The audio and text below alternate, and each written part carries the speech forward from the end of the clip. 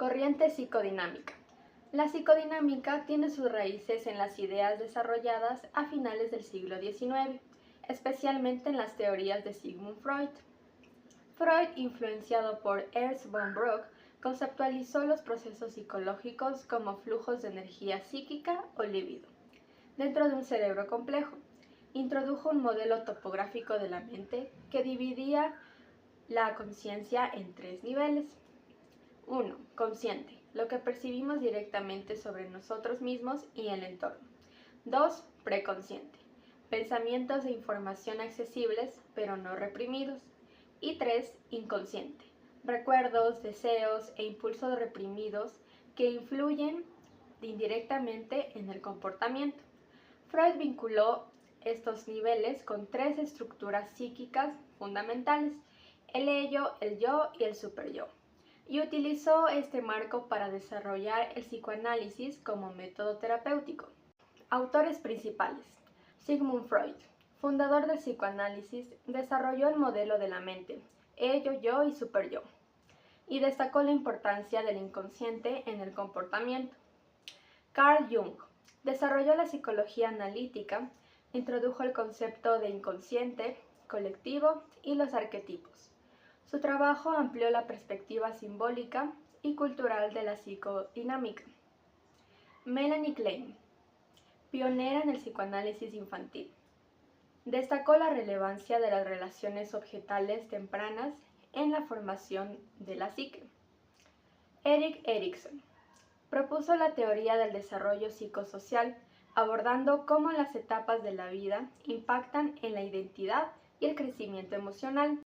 Postulados principales: las experiencias de la infancia moldean la personalidad. Los impulsos inconscientes guían el comportamiento.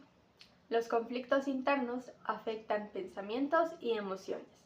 Los procesos inconscientes son el motor de la conducta. Y la mente determina la conducta mediante deseos y conflictos. La terapia psicodinámica breve es un enfoque terapéutico centrado en explorar los conflictos inconscientes que afectan el comportamiento del paciente, con una duración limitada de 12 a 40 sesiones. Se enfoca en problemas específicos y busca generar un insight para mejorar la comprensión de las emociones y conductas del paciente, facilitando la resolución de conflictos y el desarrollo de relaciones más saludables. Técnicas: asociación libre. El paciente expresa de manera espontánea pensamientos, sentimientos e imágenes, permitiendo al terapeuta identificar material significativo para comprender el inconsciente. Trabajo con las resistencias. La resistencia son las fuerzas internas que se oponen al proceso terapéutico. El terapeuta ayuda al paciente a superar estas barreras para explorar el inconsciente. Transferencia. El paciente transfiere sentimientos y experiencias pasadas al terapeuta, lo que es esencial para establecer una relación terapéutica efectiva. La contratransferencia, la reacción del terapeuta, también es importante para el proceso. Silla vacía. Utilizada en enfoques humanistas, permite que el paciente tenga un diálogo con una persona imaginaria o una parte del mismo para resolver conflictos emocionales. Muy bien. Ahora la corriente conductista. Esta tiene sus orígenes aceptados principalmente por varios autores en 1913, con Watson y el artículo que él publicó acerca de que se titulaba Psychology as the Behaviorist Views It. En este él daba más importancia al comportamiento observable para estudios más de ámbito científico. Este artículo fue los cimientos de lo que hoy se conocería como conductismo. Sin embargo, otros autores concuerdan que Watson fue influenciado por estudios previos o la influencia de estudios que tuvo Iván Pavlov antes de él. Con respecto al contexto histórico en el que el conductismo se desarrolló, fue en la Gran Guerra, en la Primera Guerra Mundial de 1914 a 1918, donde este contexto precisaba una corriente, un enfoque psicológico que respondiera a las necesidades de esa época, que era tratar de predecir y controlar la conducta que tendrían las personas frente a este acontecimiento. Ese era, en el caso de Estados Unidos, manejar cómo reaccionaban las personas, su población, para que acepten este conflicto bélico y motivarlos a formar parte del ejército y combatir contra otras potencias mundiales. Es así que el conductismo fue una forma de condicionar este comportamiento de las personas en las propagandas. Como autores o representantes principales de la corriente conductista tenemos en primer lugar a Iván Pavlov. Él fue un fisiólogo ruso conocido por sus investigaciones sobre el condicionamiento clásico. En sus experimentos, él descubrió que los perros podían asociar un estímulo neutral con el sonido de una campana, como el sonido de una campana al momento de la comida, lo que provocaba una respuesta condicionada de salivación. Este trabajo fue fundamental para aprender acerca del aprendizaje y estableció las bases para el conductismo que más adelante eh, desarrollarían Watson y Skinner. John B. Watson fue un psicólogo estadounidense que propuso cambiar este enfoque que tenía la psicología en ese momento acerca de la mente y los procesos internos de introspección y conciencia, pues él sentía que estos no se podían cuantificar. Es así que cambió el enfoque hacia uno más objetivo, con un estudio de la mente con un análisis más experimental de la conducta, rechazando los términos mentalistas e introspectivos, adoptan un enfoque donde se asocian los estímulos y respuestas y como el fuerte ambientalismo atribuye al aprendizaje, moldeando el comportamiento del individuo. B.F. Skinner fue un psicólogo, filósofo, autor e inventor estadounidense que es conocido por desarrollar el condicionamiento operante. Él se centró en cambio en la conducta voluntaria y su modificación mediante reforzadores. Adoptó un papel fundamental en el ambientalismo con respecto al ambiente en la conducta del individuo y cómo las consecuencias se asociaban mucho también al momento del aprendizaje, después de la experiencia. Como principales postulados del conductismo, tenemos en primer lugar de hablar del objeto de estudio. En el conductismo, el objeto de estudio se centra principalmente en la conducta observable, medible, cuantificable y tomándolo como único campo legítimo, dejando de lado todo proceso de introspección y rechazando conceptos como conciencia y mente. El método científico es el segundo postulado que me gustaría hablar acerca de que se trata más de la observación objetiva, dejando todo lo que puede ser subjetivo de procesos internos de lado, más un análisis funcional, estableciendo las relaciones entre estímulos que son variables independientes y las respuestas que son variables dependientes. El objetivo principal, el propósito del conductismo es el control y predicción de la conducta. Es predecir el comportamiento a través de leyes determinadas por antiguos comportamientos y las respuestas que estos han tenido, y es verificable. El determinismo ambiental es otro postulado. Esto quiere decir que la conducta está fuertemente determinada por el ambiente y las interacciones que el sujeto tiene con este. Una terapia derivada de la corriente conductista es la terapia de modificación de conducta, TMC, o también conocida como terapia conductual. Este es un enfoque terapéutico basado en los principios básicos del conductismo. Busca cambiar comportamientos problemáticos mediante la manipulación de estímulos y consecuencias. Esta técnica es efectiva en los tratamientos de adicciones, fobias, trastornos de conducta y en el desarrollo de habilidades sociales. Esta técnica se basa en los principios de condicionamiento clásico de Pavlov y el condicionamiento operante de Skinner. Para cambiar estas conductas problemáticas, se hace uso de varias técnicas que se detallan a continuación. Una de las técnicas más usadas es la técnica de economía de fichas. Podemos explicarlo con un ejemplo. Supongamos que un niño en la etapa escolar se le dificulta mucho permanecer durante clases sentado en su lugar e interrumpe las clases. Esto ha molestado a varios de sus maestros, entonces deciden ponerse de acuerdo para implementar la economía de fichas. Entonces, en primer lugar, ellos deben identificar cuál es el comportamiento deseado que quieren fomentar en el niño, cuál es el objetivo.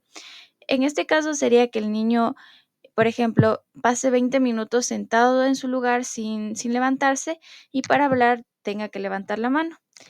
Este tendría también las fichas representadas con estrellas hechas de Fomix, que serán entregadas por el maestro inmediatamente después de que él haya completado esta tarea. Es así que, por ejemplo, con 5 fichas se le puede recompensar con actividades especiales en clase como lectura o pintura. Y ya, por ejemplo, si ya tiene más fichas, incluso se le podría compensar con un juguete. El encadenamiento es otra técnica muy utilizada, ya que esta consiste en enseñar una secuencia de conductas que en conjunto constituyen una habilidad completa. Suele ser muy útil usar esta técnica cuando se quiere enseñar una actividad que puede considerarse un poco compleja para alguien que nunca la haya hecho, como enseñarle a un niño a lavarse las manos, a un adolescente a cocinar, entre otros. Por último, tenemos la técnica de la inundación. Esta consiste en una exposición prolongada en la que el individuo es expuesto a muchos estímulos que le generan miedo o temor sin la posibilidad de salir, de irse del lugar. El objetivo final de esta terapia es reducir la respuesta emocional del individuo mediante la habituación a estos estímulos extremos de ansiedad o miedo. Hola, yo les voy a hablar sobre la corriente sistemática. La corriente sistemática, desarrollada por Ludwig Bernstein en la década de 1940, se basa en la teoría general de sistemas. ¿Cómo se da esto? En la cibernética por el autor Norbert Wiener. Estas ideas influenciaron en el estudio de la comunicación y las relaciones humanas, ya sea considerando que los individuos como parte del sistema son independientes. En la década de 1950, el enfoque sistemático comenzó a aplicarse a la terapia familiar, que exploró las dinámicas de familiares como afectan la conducta individual. También influyó en la cibernética, una disciplina creada por el autor ya mencionado Norbert Wiener. En la misma época, este estudio de los sistemas se autorregula a través de procesos de retroalimentación. Desde entonces, la terapia sistemática se consolidó como un enfoque que se entiende los problemas psicológicos en función de interacciones con otras personas, ya sean familias, grupos o comunidades.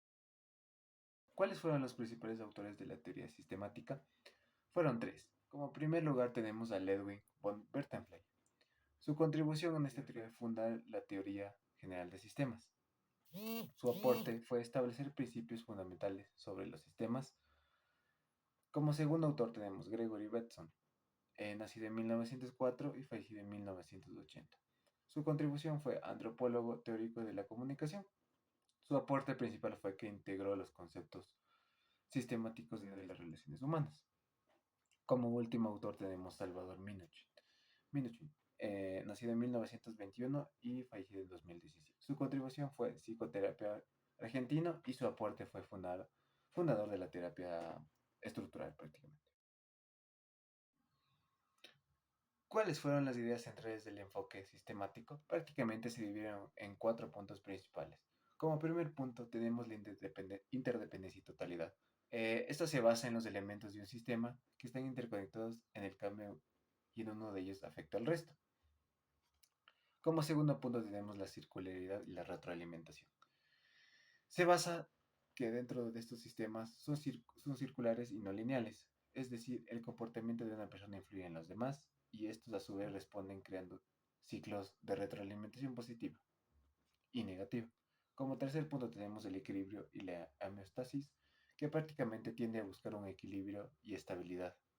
Esto puede incluir ya sea mantener patrones de comportamiento disfuncional para preservar la coherencia del sistema. Y como último punto tenemos la importancia de la comunicación.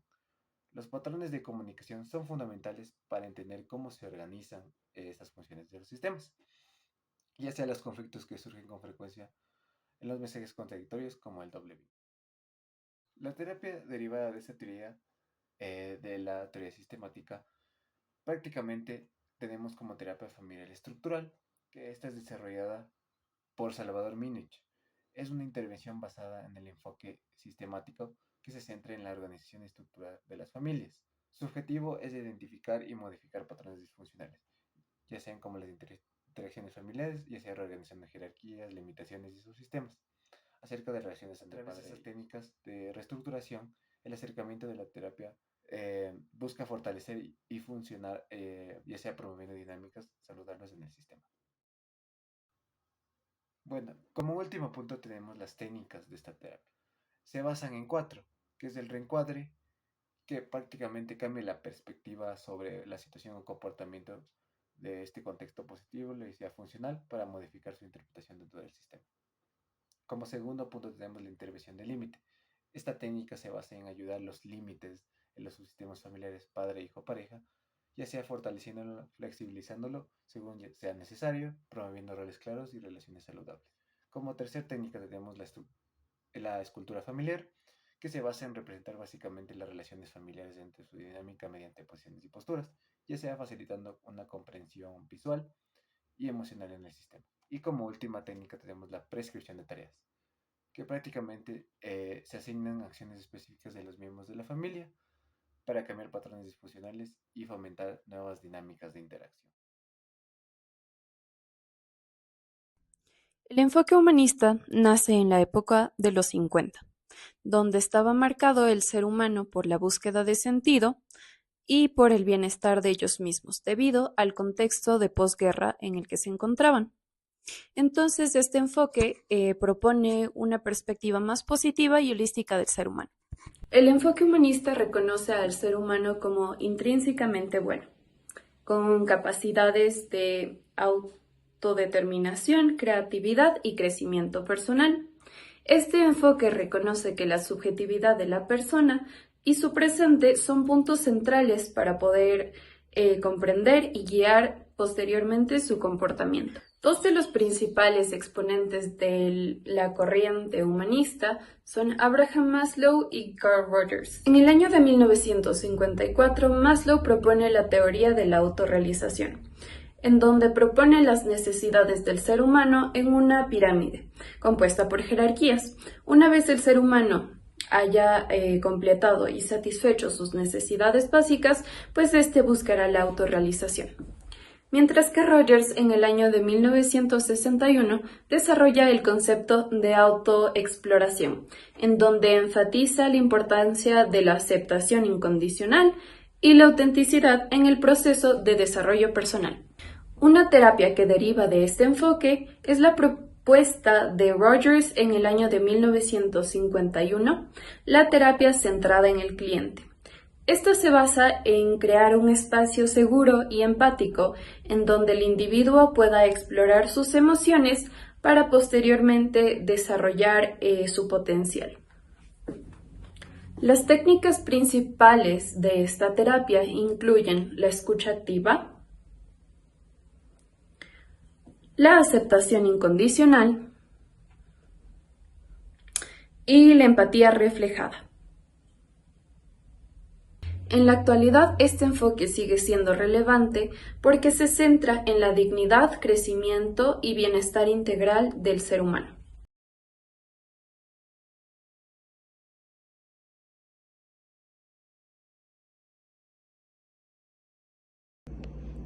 Corriente cognitiva.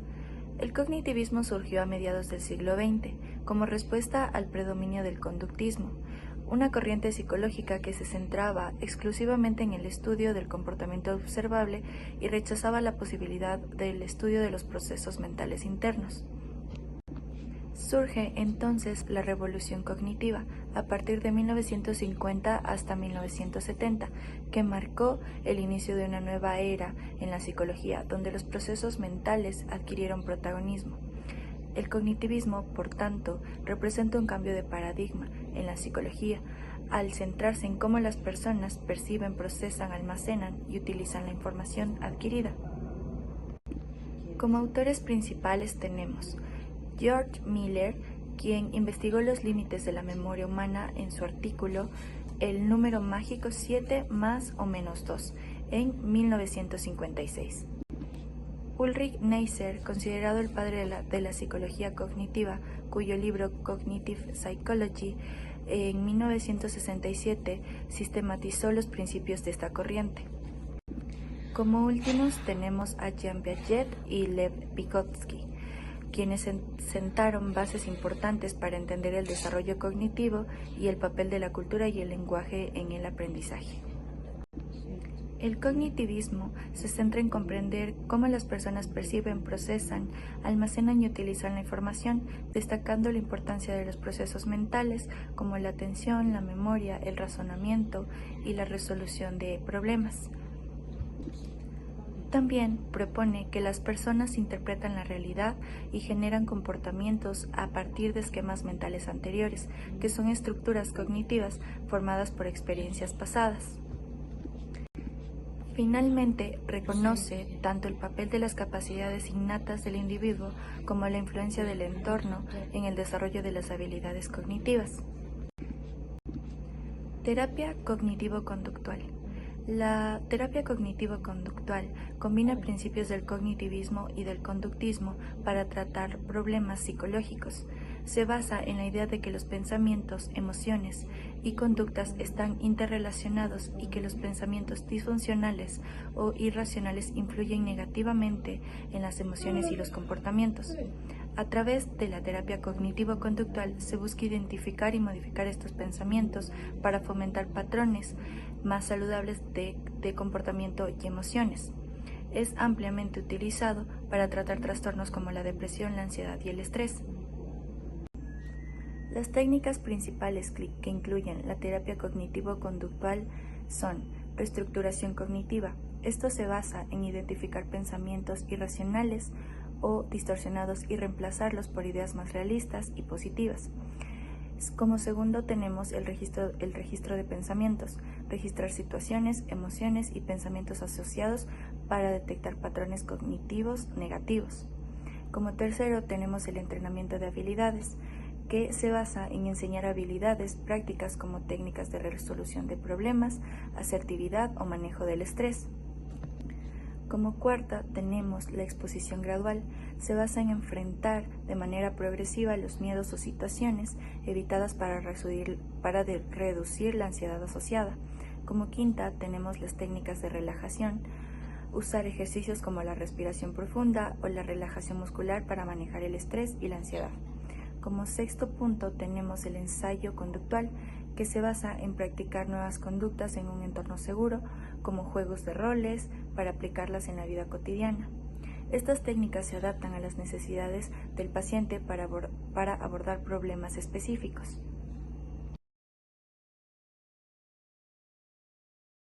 ¿Y cómo empieza la teoría neuropsicológica? Prácticamente se centra en estudiar en el cerebro. Organiza y regula todas las funciones cognitivas, emocionales y conductuales, estableciendo relaciones entre áreas específicas del cerebro y las capacidades mentales humanas. Surgió en el siglo XIX, con los primeros estudios sobre localización cerebral, como las investigaciones de Franz Joseph Gall en la parte de la fenomenología y los descubrimientos de Paul Broca y Karl Wernicke, quienes prácticamente asociaron funciones en el lenguaje a regiones específicas del cerebro. Estas ideas sentaron las bases para la comprensión de esta teoría.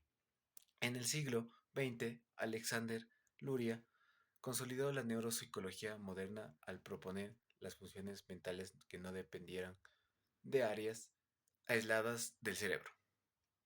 Posteriormente, figuras como Brenda Miller avanzaron en el estudio del proceso de la memoria, combinando así métodos experimentales y clínicos. Como principales autores tenemos a Alexander Luria, padre de la neuropsicología moderna. Desarrolló un modelo funcional del cerebro basado en la interacción de áreas cerebrales. También tenemos a Paul Broca, descubrió el área de Broca relacionada con la producción del lenguaje. También tenemos a Carl Wernicke. Identificó el área de Wernicke asociada con la comprensión del lenguaje. Y, por último, tenemos a Donald Hess. Introdujo la teoría de plasticidad neuronal, base de las conexiones neuronales. Postulados principales. Génesis social. Los procesos psicológicos superiores se originan del contacto interpersonal y cultural y se desarrollan a través de la interiorización. Estructura sistémica. Las funciones psicológicas superiores resultan de la actividad integrada de varias áreas cerebrales. Localización dinámica. Las funciones cerebrales no están localizadas de forma fija y las alteraciones en una parte afectan al sistema en general. Funciones cerebrales superiores. Son procesos complejos específicos del ser humano, derivados del aprendizaje. Funciones elementales. Son procesos básicos como la atención y la memoria, que no dependen del aprendizaje, pero pueden ser modificados por él. Podemos considerar como un tipo de terapia derivada de la neuropsicología a la estimulación cognitiva. Esta terapia consiste en un conjunto de técnicas y actividades que se realizan para mejorar el funcionamiento del cerebro. Y es muy común que se use para mejorar las condiciones de personas que sufren enfermedades neurodegenerativas, con el objetivo principalmente de enlentecer el deterioro cognitivo y mantener y reforzar en lo posible las capacidades mentales de la persona. Las técnicas principales de este enfoque incluyen herramientas como evaluación psicológica, neuropsicológica como el MMSE, técnicas de neuroimagen como el fMRI o el EEG, rehabilitación cognitiva y neurofeedback y estimulación magnética transcraneal.